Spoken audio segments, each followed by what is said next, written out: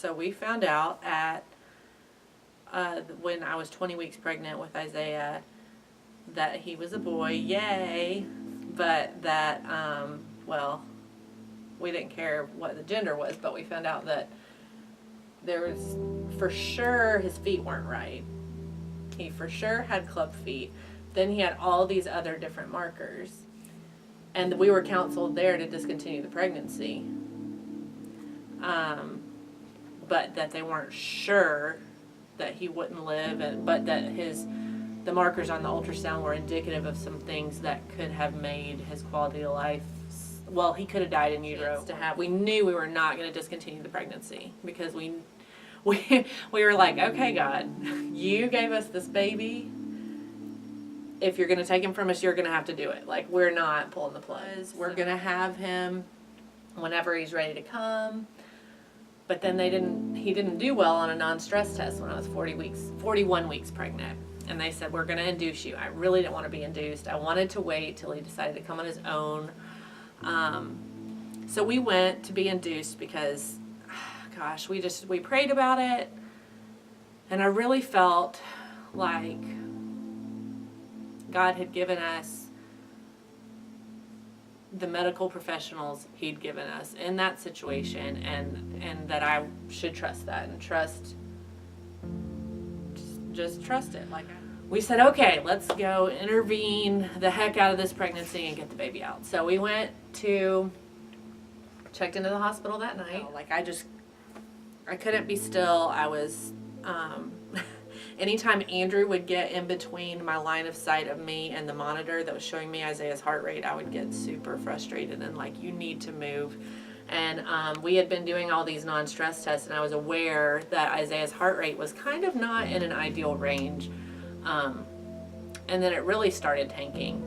And I kind of wondered why anybody wasn't doing anything, and it was just kind of quiet. And then you were gone by this point. You were gone. Andrew had run because I was so irritable. He had gone home because he was like, let me get some more. My friend Lauren was with us, and she was like, there weren't very many pillows or blankets in the room. And we were like, we're in this for the long haul. I'm about to go through a really uncomfortable labor, have a baby. Let's get some stuff from home so I could be more comfortable.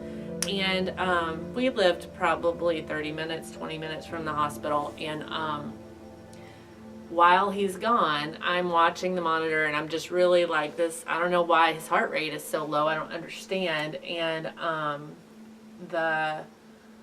nobody's doing anything. All of a sudden, everybody's in my room. So it turns out like they were waiting to call. They had called the on-call doctor in because whoever was there at the hospital wasn't comfortable with what was going on. They had called him in. They were watching me, and then they all came in all of a sudden. And the doctor who was there, which this was totally God. I mean, he's just all over this. So I had a miscarriage in Washington after Abigail, and it was heartbreaking. And we had the best doctor, and her name was Dr. Waldman, and we only had her. I mean, we only had a few visits with her because we lost that baby at around 13 weeks. So, but she just, I don't know, I really connected with her. And who walks into the C-section situation that I did not anticipate? I didn't even know, like, I didn't even research C-sections. That's not on my screen. Dr. Waldman walks in. I didn't even know she still worked at that hospital. We'd moved away, moved back, so here she comes in, and it was just like, he was so still when he was born, like he just did not move. And I wasn't sure if he was okay when he was delivered. He was very discolored and just did not move for, it felt longer than normal. Yeah, a long time. Probably wasn't very long. Yeah, it was probably only like 30 seconds or something like that. And I didn't know, like, he didn't make a lot of noise, and I was just like, is he okay? Is he okay? And nobody was answering me. I'm laying on the table, and I'm like, why is no one answering me? All you people can walk. Tell me what's going on. And eventually, he was okay, and his hand was weird when he was born. And I was like, does he have all his fingers? What? And nobody, Andrew's like, I don't think they know, Sarah. Like, because I kept repeating myself. And it turned out that probably part of the reason he didn't move a lot when he was born is because he has a condition called arthrogryposis, which affects his muscles and joints. And it wasn't just his feet. It was also hands, wrists, elbows, shoulders, overall muscle tone.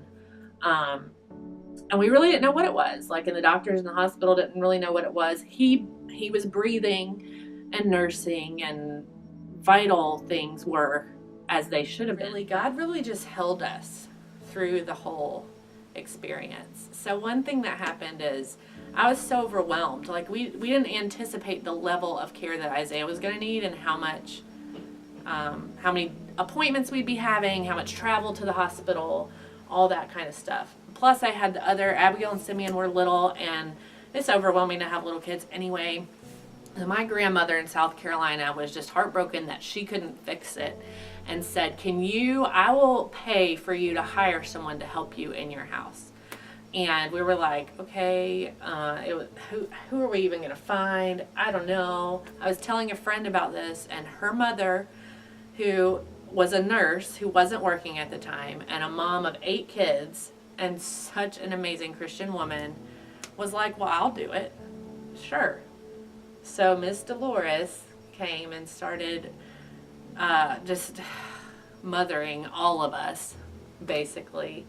And she was amazing. And she just spoke truth to me and encouraged me and worked in our house and humbled me and loved our kids. I mean, never in a million years would I have picked her out? Could I have picked her out? I mean, God totally put that together. There's the miracle that we didn't know this little boy that we were counseled against continuing his pregnancy. I mean, he runs, and he climbs, and he's hilarious, and he's such a miracle. And he's impacted so many people's lives that he doesn't even know about. And it's still hard. Like, God didn't fix it. The problem's not gone. He has arthrogryposis. He didn't sleep last night because his feet hurt. For real. And it's hard. It's still hard. But it is also the richest blessing that I could imagine, really. I mean, I know he's grown our faith immensely through it. I've known Jesus for a long, long time, but I didn't know him like I know him now. Like I got to know him through this situation. And it's something that keeps drawing me to, like, I keep praying for him to be healed. He hasn't been miraculously healed completely altogether, and I knew even when he was in Sarah's womb that something was not right, and I remember even starting to pray then before he was born. But he continues, every day is like a slight little miracle here and there. It's like little things keep happening when his feet start to turn in, and just praying through that, a constant prayer over that, and then that small victory of his foot, like just looking a little better, straighten up. Yeah. And when he was born, it was like, I don't know if he's ever going to be able to walk, and now he's jumping off tables and and just the placement of where he was, his birth order in our family is amazing. Just to think about how his older brother and sister love him so much, and he looks up to his brother so much, and how that Simeon is like some of the best therapy for him, how he encourages him and he tries to copy his big brother and do all these things and then now he gets to be a big brother, yeah. So he's not going to stay the baby forever. Yeah, he's bossing Ezekiel around. Got somebody pulling him and somebody pushing him. Yeah. God's hand, it's amazing to see God's hand working in God's hand's in everything. It's really cool when you actually have that eureka moment and you see it. You see God moving.